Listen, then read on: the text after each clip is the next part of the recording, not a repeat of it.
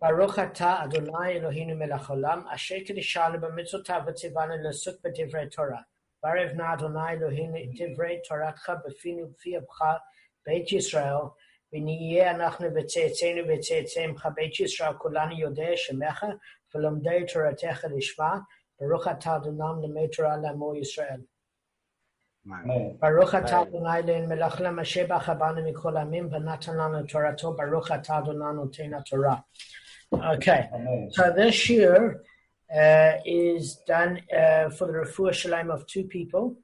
The first person is Shulamit Esther Bat Zipporah Devora, which is Shuki Schwartz.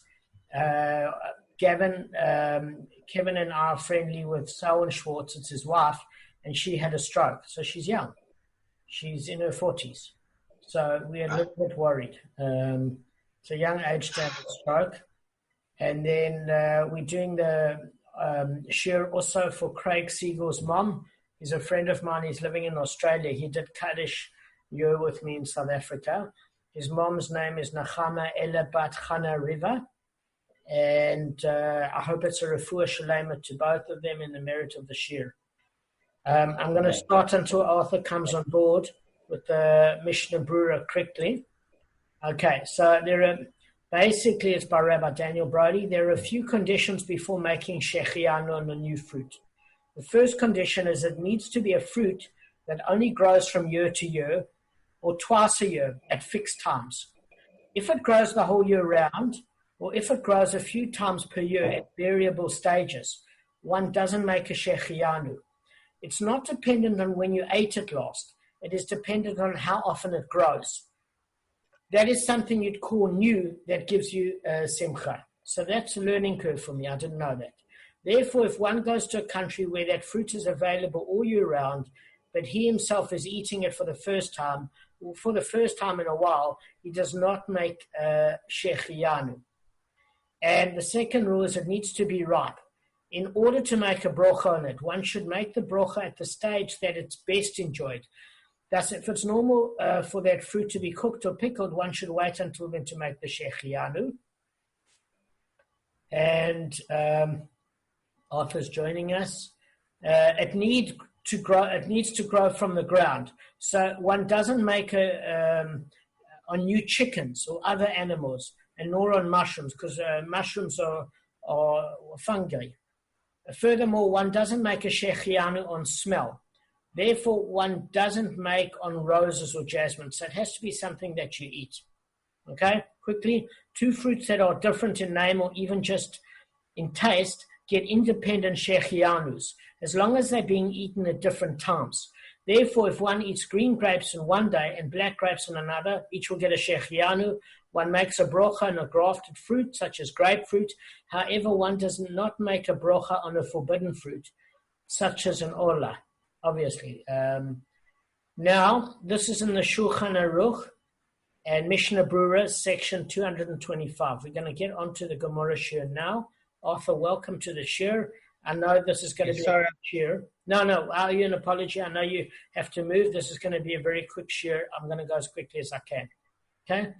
So, let me just go out quickly with a summary in a few sentences. So far what we've learned at the end of the 15th daf is there 5-time damage from the Mishnah. There are 5-time damages and 5 muad damages. An animal is not muad to gore, push, bite, crouch, or kick, because both the Av of Keren and the Tulda of Keren, you are tam for the first 3 times and only muad after the animal has been forewarned. So Shane is muad to eat food fitting for it. Regel is muad to break things while it walks. A muad ox and an ox that damages in the victim's premises and man. A wolf, lion, bear, leopard, bardalus, and a snake are muad. Rav Elazar says if they're domesticated, they are not muad, except for a snake, which is always muad. So the Gemara starts off and says, since it says that Shane, a tooth, is muad to eat fitting food, this must be in the victim's premises, and it says that a tam pays half damages. So just the bottom line is, before we get into the whole issue of the shane and the food that's fitting and not fitting, the bottom line is whenever you see the word shein, it's obviously not occurring in the public domain, because in the minute it says shein is muad, and there's an exemption for shein and regel in the public domain, we know that if you have to pay for shein, it's muad, and it's in the victim's premises. Okay, so the first part of the Mishnah seems like it's like the Chachamim, because when it mentions this, it says there are half damages in the victim's premises for keren damage. Okay, but when we say that the second part of the Mishnah, that an ox that damages in the victim's premises is muad, this is like Rabbi Tarfon. So the first thing we say is it basically the whole Mishnah like the Chachamim, where the first part of the Mishnah is like the Chachamim, and the second part of the Mishnah is like Rabbi Tarfon. Okay? And what we learned there was very, very straightforward. We learned this in the beginning of the 16th daf. Actually at the beginning of 15 before, where it says the Gemara basically says, Shmuel said to Rav Yehuda, leave the Mishnah alone and follow me. The first part of the Mishnah is formulated according to the view of the rabbis. Why? Because they want to say that for keren damage in the domain of the victim's premises, it's half damages, it's tam. And the latter part of the Mishnah says for keren damages in the premises of the victim's property, it's full damages. So we learn that according to Shmuel, who said to Rav Yehuda, the first part of the Mishnah is according to the rabbis. The second part of the Mishnah is according to Rabbi Talfon. Fine. Now we're on 16a1, and it says the Gemara offers another resolution of the contradiction.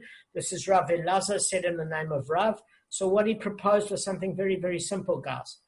And I'm going to just tell you now in a couple of notes. He says that the entire Mishnah is like Rabbi Tarfon. Basically, it discusses a field in which only the victim may have rights for produce. So therefore, even though it's a joint field, we learned before, if it's a joint yard or a joint field, when it mentions in the Mishnah, it always mentioned, it never used the term, by the way, joint field. All it says in the premises of the damaged party or the injured party. And then the Gemara came to, in the 14th and 15th daf, if you remember, came to say, well, what happens if it's a jointly owned field between the damager and the damaged party? But that was a Gemara discussion. The Mishnah only ever used the term in the damager's field. So we learned that if they both own it and they both have rights to produce, it's not considered, according to Rav Elazar, in the field of another.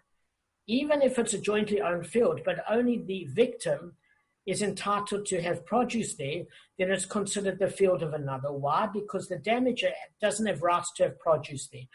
And we learned in the Parsha, for shein and regel damage, in order for you to pay and be muad, it has to be in the field of another. And that's why we exempt in the public domain, because it's not in the field of another, it's in the field owned by everybody. It's a public walkway.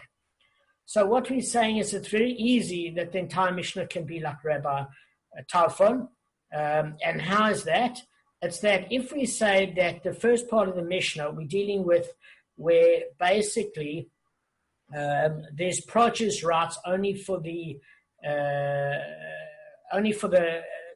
victim, and therefore because that's the case, the damager owes full muad. Okay. Now, as far as where oxen lay, if it's a jointly owned field, but both parties, the damaged party and the damager, are entitled to keep oxen there together, it's considered like what? It's considered like the public domain, even according to Rabbi Tarfon. So again, Rabbi Tarfon says in the premises of a damaged party, it says it's more damage even for keren, because what is your ox doing there? According to the rabbi, we still show that leniency of tam, because it's for the first three offenses, the animal's tame, and it's on the gufa of the animal. So we're saying that it can be like Rabbi Talfon, this Mishnah, because in the first case, it's basically saying where the animal is tam. Even according to Rav Tarfon, it's because both the oxen are allowed to keep the oxen in their jointly owned field, which also impacts on the field of the damaged party. But as far as Shane damage is concerned and Keren damage that occurs, it's muad if only the victim is either allowed to have the animal there or only allowed to have produce there. So it makes sense, does make sense. Then we ended off yesterday on an objection. What was that objection? Rab Zavid of Nahadia said that something is very, very wrong with this. And the thing is as follows, is that shame is muad to eat what is fitting for it. Now, if we say shame is muad to eat what is fitting for it, what do we infer? We infer that if an animal ate, for example, cushions or utensils or clothing on a washing line, it's not the way an animal usually eats because it's not food. And therefore, it's not considered shame. What is it considered? It's considered keren because it's unusual damage. And yet, Rabbi Tarfon says it's muad. It's basically muad as far as keren is concerned. So this does not sit well. Why? Because in the end part of the Mishnah, it basically said shame is fitting to eat, is muad for things that are fitting for it to eat. So it can't be that Rabbi Tarfon, this opinion is to Rabbi Tarfon, both the first part of the Mishnah and the second part of the Mishnah. Because of the very fact that it says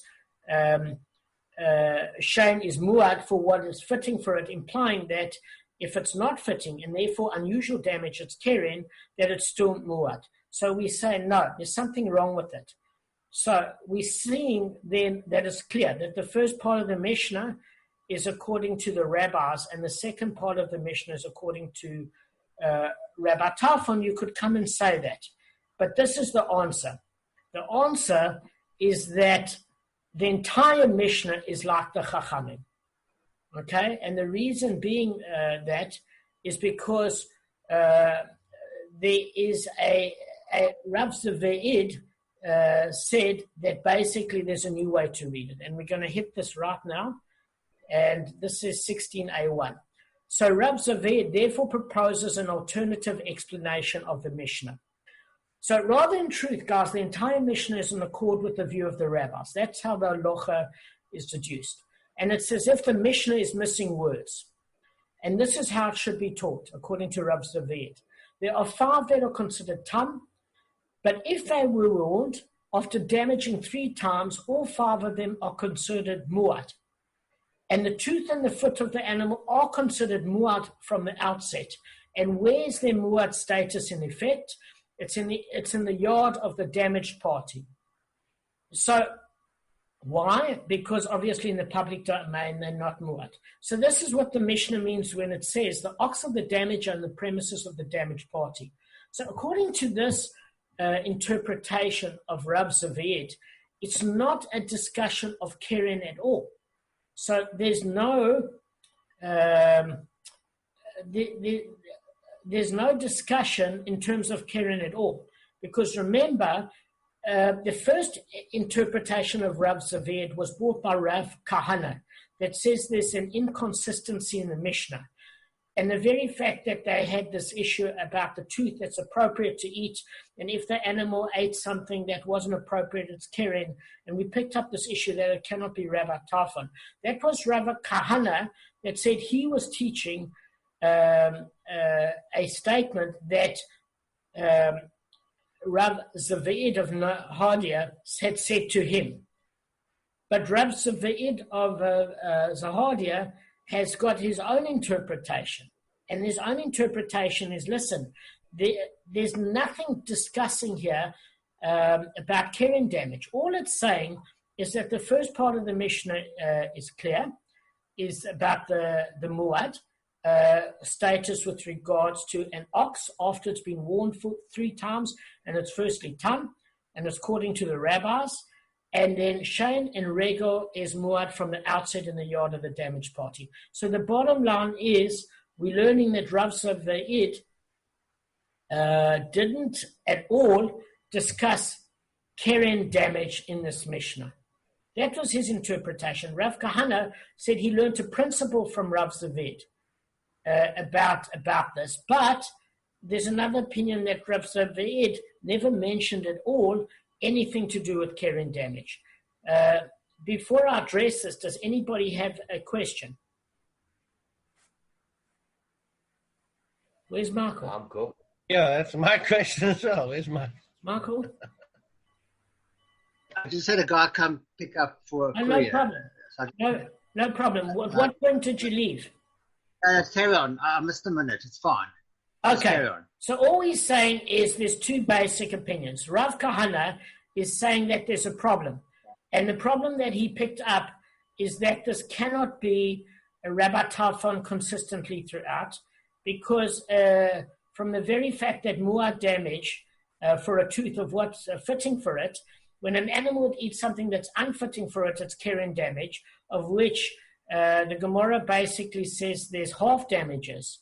And basically Rabbi Talfon says for keren damage, even abnormal, in the premises of the damaged party, it's full damages. So Rav Kahana said there's something wrong here. According to what he learned from Rav Zavid, it cannot be Rabbi Talfon. He's saying this is according to the rabbis, the entire Mishnah. So the first opinion was that we learned that it could be the rabbis, the first part, and the second part, Rabbi Talfon. Okay, that's Shmuel's opinion that he said to Rav Yehuda. That's Shmuel's opinion. Rav Kahana said, Ravina basically was saying, sorry, we're going to get to Ravina now. So the entire, again, sorry, Marco, are you with me? So Shmuel's opinion, so Shmuel's opinion is that the first part of the Mishnah is the rabbis and the second part is Rabbi Talfon. Rav Kahana is basically saying in response to the contradiction, because Rav Eliezer said in the name of Rav, listen, it's all Rabbi Talfon. So again, guys, there's three opinions. Shmuel is saying the first part of the Mishnah is the rabbis and the second part is Rabbi Talfon. Rav Eliezer said in the name of Rav, it's all Rabbi Talfon. Okay, Rav Kahana is objecting to Rav Eliezer, who said it's not all Rabbi Talfon because he picked up this indiscretion with regards to the shame, which is said it cannot be like Rabbi Talfon. So that's Rav Kahana, who's saying it doesn't make sense. And he's saying it's all according to the rabbis. And he basically wants to interpret it as not bringing keren damage at all. Now, Ravina is having an argument with basically the opinion of Rav Kahana, because he was saying that Rav Zavid is teaching something different. And what does he say Rav Zavid is teaching?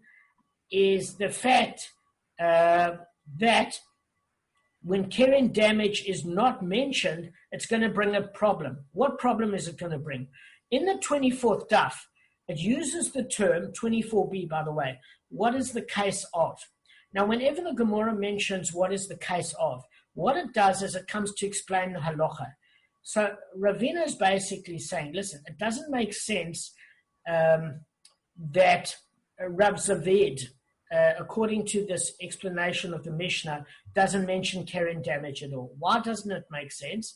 Because on the 24th daf, in number B, it uses the term, what is the case of? So it's saying the only time it does that is when the halacha is already established and it wants to expound upon the case. So the very fact that it says what is the case of means that the Gemara has to have mentioned it previously. And the only time that it's referenced is in the 16th daf. And the very fact that it proves that keren is mentioned is because it wouldn't start off what it's the case of, because that's implying that the halacha was already given. So he's saying you can't sweep it under the carpet that the case of keren isn't mentioned here. So I'm just going to read something quickly, and then I'm going to ask you to ask me questions. So Ravina objected to this interpretation. The Mishnah below, what is the case of the ox that damages on the premises of the damaged party? And the Mishnah there proceeds to relate the dispute of Rav Talfon and the rabbis in regard to keren damage done on the damaged party's premises. Now, So Ravina is saying, now, all is well if you say that our Mishnah deals with this case, for this is then the reason that the Mishnah in 24b begins by stating, what is the case of? But if you say that our Mishnah does not deal with this case at all, what is the meaning of the phrase, what is the case of? So, basically, are there any questions, guys? Do you understand each of the arguments or not? Just be honest. Yeah, I think so. Yeah. So tell it to me. No, I'm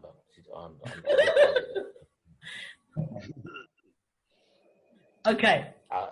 I'll pause. Somebody else can do it. Confused. All right. Everybody's... I don't know the rabbis' names. I know the arguments. I don't know the rabbis' names. All right. That's not... So the one guy, I can tell you basically, the one guy is saying that it's the whole Mishnah is just the rabbis. The other guy is saying it's the rabbis, the first half and the second half is told something other, some rabbi. Okay. What's his name? Rabbi Tarfon. Rabbi Tarfon. Okay, so that Rabbi Tarfon is the second one. Then the other guy said no, it's not. It's definitely the rabbis, and it's not a Karen at all. It's actually Shane. So because of the fact that it's Shane, something like that. All right, guys. Let's spend a few minutes on this clearly, and I'm going to unpack it in a few simple sentences for you. Okay. The first discussion here is by Shmuel, and he said this to Rav Yehuda. He said, look, it's very, very, very simple.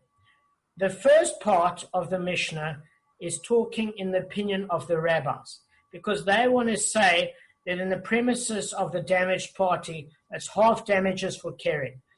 And the second part of the Mishnah that says it's full damages for Keren is according to Rabbi Tarfon. So that's the first opinion of how it goes. This is according to Shmuel.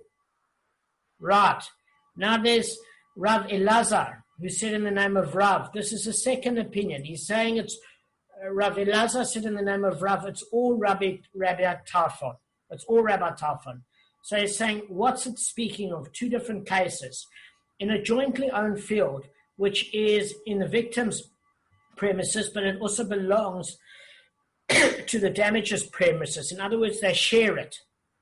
So in a case where only the damaged party can keep produce there, we're saying that it's full damages for Shane and Regal, because it's considered the field of another.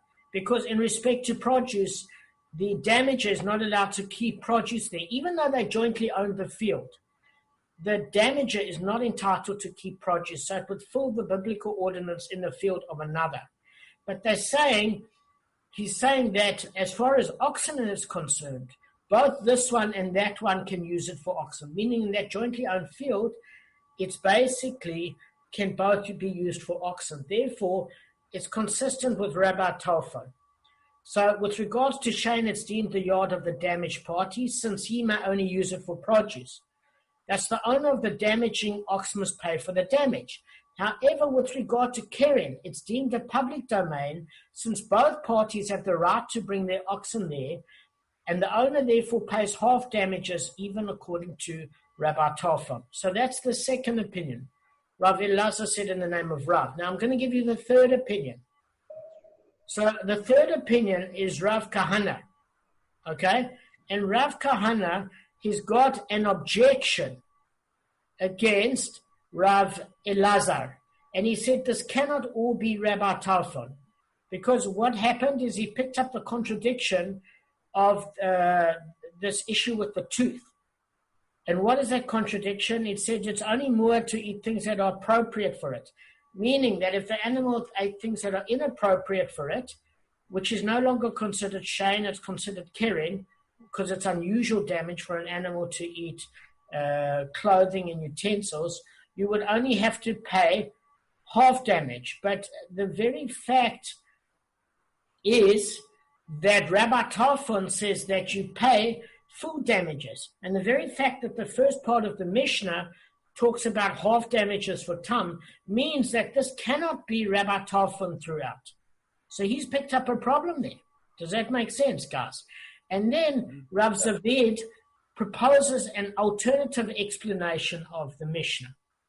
And what actually happens here is we're learning here that this opinion now is the fact that it's considered, according to this interpretation, is that basically it's the rabbi's opinion totally. So he's saying, rather in truth, the entire Mishnah is in accord with the view of the rabbis. That's according to Rav Zavid, because he said it's as if the Mishnah is missing words. What is he saying? And this is how it should be taught. There are 5 that are considered tam, but if they were warned after damaging 3 times, all 5 of them are considered muad. And the tooth and the foot of the animal are considered muad from the outset. And where's the muad status in effect? In the yard of the damaged party. Obviously, in the public domain, they're exempt. So this is what the Mishnah means when it says the ox of the damager on the premises of the damaged party. So according to this interpretation of Rav Zavid, this ruling does not refer to Keren at all. There's no mention of Keren, according to this interpretation, but only to Shane and regal damage. So it's unrelated to the dispute of Rav Tarfon and the rabbis concerning Keren. So Ravina is unhappy with this explanation of Rav Zavid. Why is he unhappy? He said because in the 24th B, in that particular daf, it uses the term, what is the case of the ox that damages on the premises of the damaged party? And what he's saying is as follows: it would never unpack a case unless it talked about in a previous Mishnah of the halacha or mentioned a case. You don't start bringing up a whole legal issue halfway through unless you've introduced the topic before. So he says the only time it could have been introduced before the 24th B daf is in this daf, is when it's mentioned. Because you could never have started what is the case of, and that's proof of the fact that it was mentioned in the 16th daf, because you don't start a legal case in the middle. So you can't ignore the fact that Keren is mentioned, and there's an issue of tam and muad with regards to Keren damage. He said it wasn't left out at all. So Ravina said he also agrees that the Mishnah is missing words, but not like Rav Zavid said. He said this is how it should be taught. There are 5 that are considered tam, but if they were warned after damaging 3 times, all 5 of them are now considered muad, and the tooth and the foot of animals are considered muad from the outset. But this, in other words, the 5 types of Keren damage listed above, when repeated 3 times, is the muad ox mentioned in the Torah, in the Mishnah that we saw. And as for the ox that does damage on the premises of the damaged party, this case is the subject of a dispute between Rabbi Tarfon and the rabbis. Okay? So Ravina continues his interpretation, and we're going to see next time of how he brings a brisa to support this. In fact, we've got 7 minutes to go, so I can quickly get this out of the way. Guys, I'm sure this is making more sense now, the way I'm explaining it simply. I'm just going to get on with it. You explained it very well. I felt that I gave a summary of what you just gave, but obviously it wasn't. No, you're doing well. Anyway, let me just... We've got 7 minutes. I did terribly. I left off of it. Okay, so Ravina continues his interpretation, explaining the rest of the Mishnah. Okay? So he says, and these are the others that are considered muad like these. In other words, he's now discussing animals that are muad from the outside. What animals are we talking about? Non-domesticated animals, wild animals, namely the wolf, the lion, the bear, the bardalas, the leopard, and the snake. So the Gemara cites a brisa to prove Ravina's interpretation. In other words, the Gemara is happy with this. And it's saying that there was taught in the brisa as well. There are 5 that are considered tam, but if they were warned after damaging 3 times, all 5 of them are considered muad. The tooth and the foot of the animal are considered muad from the outset, full damages. But this, the 5 types of Keren damage, is the muad ox mentioned in the Torah.